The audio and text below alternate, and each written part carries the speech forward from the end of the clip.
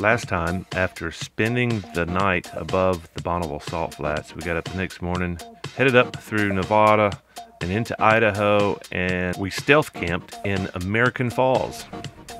The ride through Nevada was mostly unappealing. I guess this section of Nevada is not that nice. It's not striking. It's just desert, some scrub, a few hills.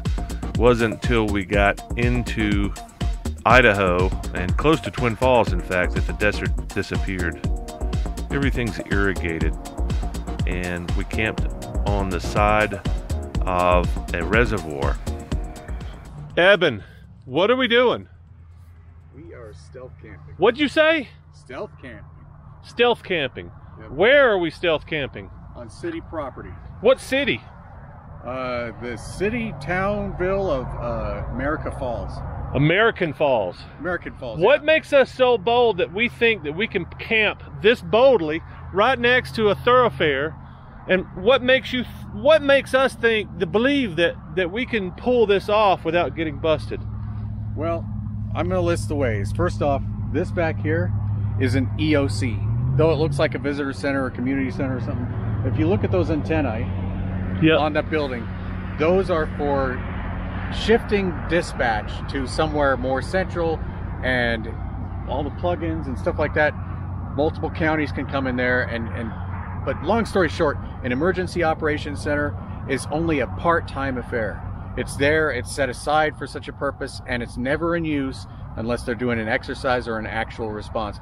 So there's hardly going to be anybody up here. But what's more, if you pan around, you'll see this grove of tree line here. So when car headlights pass across this area at night, they're going to see the trees in the foreground. It'll be brighter because the light farther distance is dimmer, nearer the trees, they get it. They won't be able to see the bikes, the tents, or anything like that. So this is kind of a sheltered grove right here. Off the beaten path, the EOC is not going to get traffic, and unless some policeman decides he's going to check the property by the EOC because he hears something or something like that, no one's going to know. But more importantly, we saw a shift meeting going on over at the boat ramp, and Don decided to go down there and ask him straight away, what's a good place to camp? I've heard from a person at the grocer, or at a shop in town, that by the boat ramp's a good place to camp, and no one would bother us. Is that true? And we got their word that, there's not going to be a problem. And then when they were being helpful, and they were pointing out the places that we could possibly camp, and they said, don't camp here, and there were some people in a trailer with a bad dog or something like that. But over there's some park benches, and up on that hillock, there's a place. And so basically we got permission from the local police to camp here. So technically it's like stealth camping, but in actuality, it's like a rubber stamp by the local PD.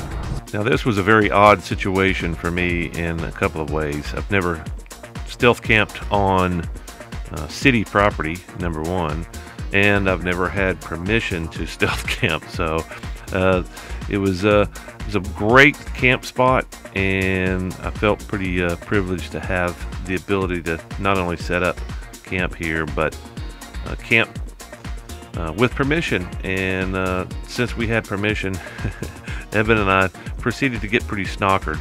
It was very warm, and we welcomed the warm temperatures and the nice grassy area and the close proximity to resources, and it's just beautiful out here.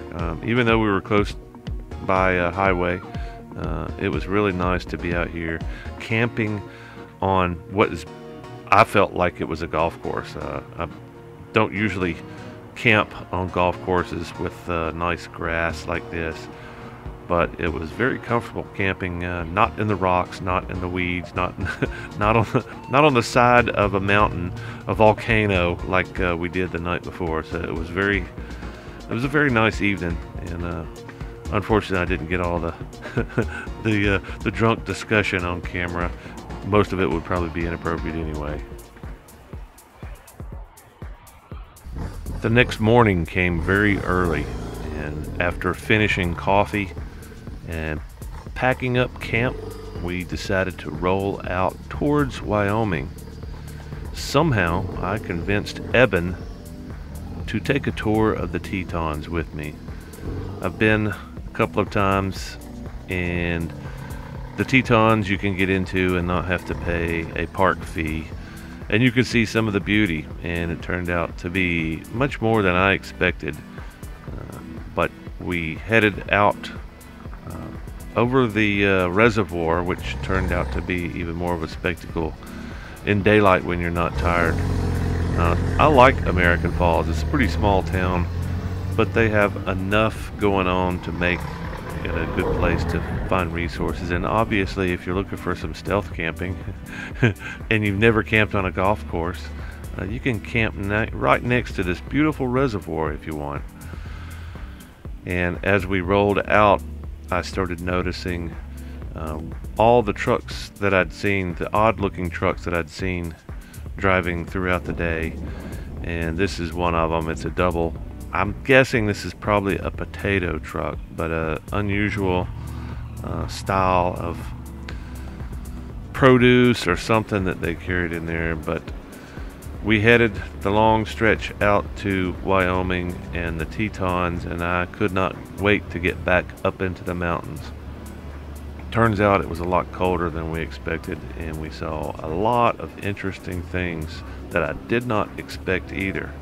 As we rolled up into the mountains, things became colder, as they do, with lapse rate. This was one of 4 bears we ran into on the way up, but that's next time, so hang in there and check out the show next time we ride up into the Tetons for some camping. See you then.